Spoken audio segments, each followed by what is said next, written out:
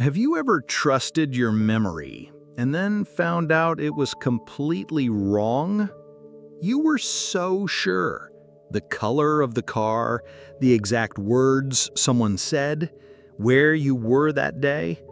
But then someone shows you proof, and suddenly everything collapses.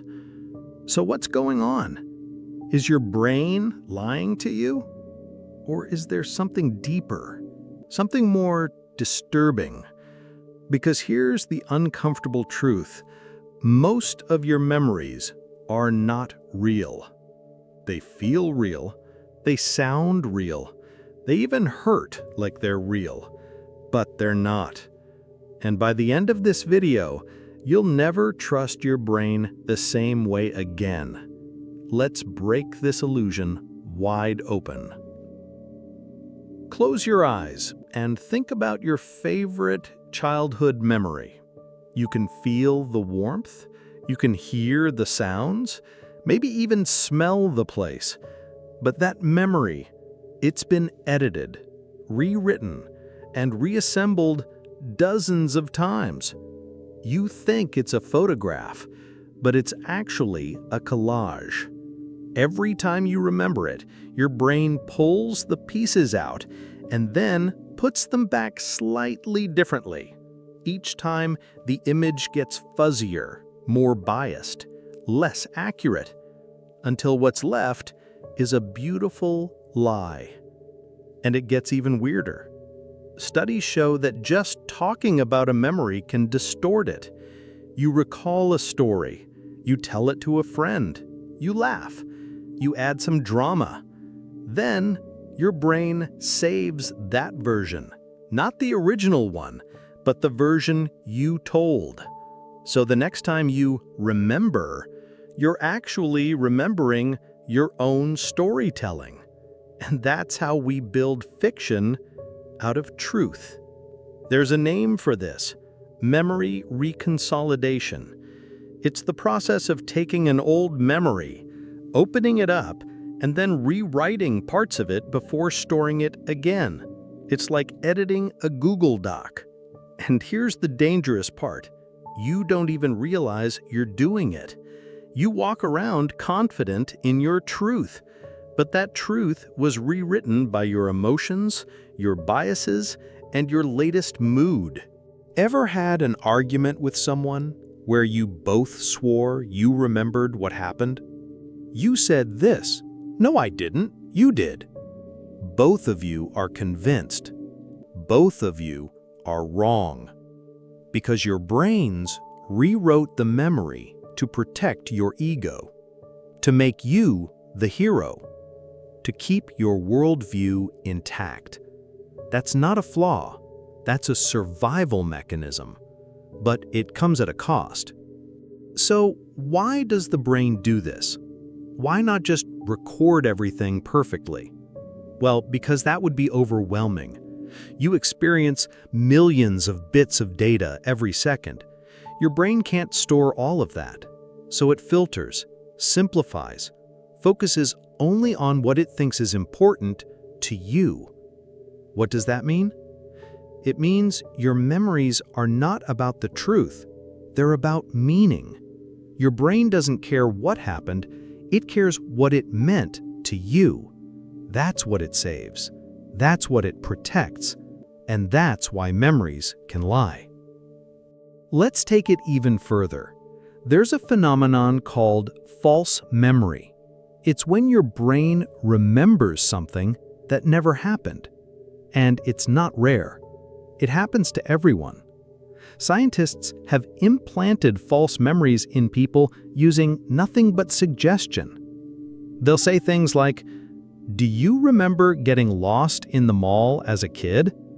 And guess what? People start remembering it. They feel the panic. They describe the store. They see the crowd.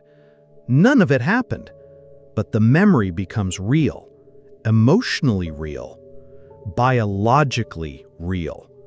And that's terrifying. So imagine what else might be false. That betrayal you still feel? That moment you can't forgive? That thing you believe happened exactly that way. What if none of it is exactly true? What if your brain just filled in the blanks to protect you, to give you a villain, or to make you feel in control? Let me tell you a story. In 2003, a man named Ronald Cotton was sentenced to prison. A woman identified him as her rapist. She was 100% certain. Her memory was vivid. But she was wrong. DNA proved his innocence. The real man looked similar, but it wasn't him. Her memory betrayed her, and he lost 11 years of his life. Why? Because the brain doesn't record video.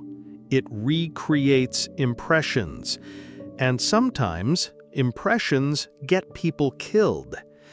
And here's the worst part. Even after learning the truth, we still trust our memories. You can be shown video proof, audio, documents, but your brain resists because your memory isn't just a fact, it's part of your identity. It's how you make sense of the world. And if that memory is wrong, who are you? This is where things get uncomfortable, because now we're not just talking about memories. We're talking about beliefs, about values, about how you see yourself. Because guess what? They're built on the same faulty system. If your memories are flawed, your beliefs might be too. If your memories are shaped by emotion, trauma, and bias, so is your identity. That's not meant to scare you. It's meant to free you.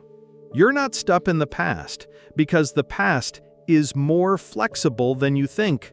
You can reframe it. You can rewrite it, just like your brain already does. But this time, you do it with intention. You choose what meaning to give. You choose what story to carry. Not the one fear wrote, not the one trauma wrote, but the one you need to grow. And that's the real power.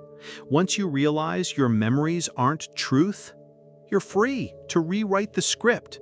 You're not the victim of your past, you're the author of it. You can go back to that moment of pain and pull a lesson from it. You can take that failure and find the strength it gave you. You can stop being haunted by a story that was never fully real to begin with.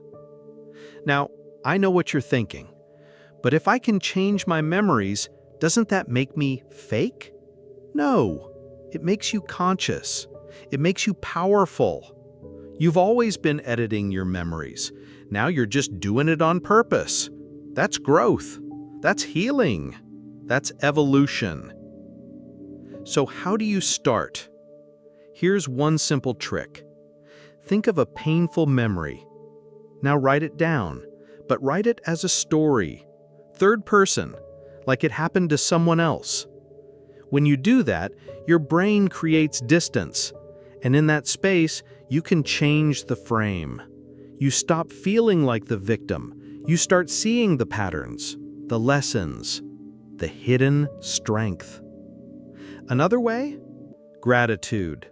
It sounds cliché, but when you overlay gratitude on a painful memory, it changes the neural pathway. You teach your brain, this happened, but it made me who I am. And your brain listens. It literally rewires itself. That's not woo-woo, that's neuroscience. You're not stuck with the story you were given. You're allowed to evolve it. So let me ask you, what memory have you been carrying that's holding you back?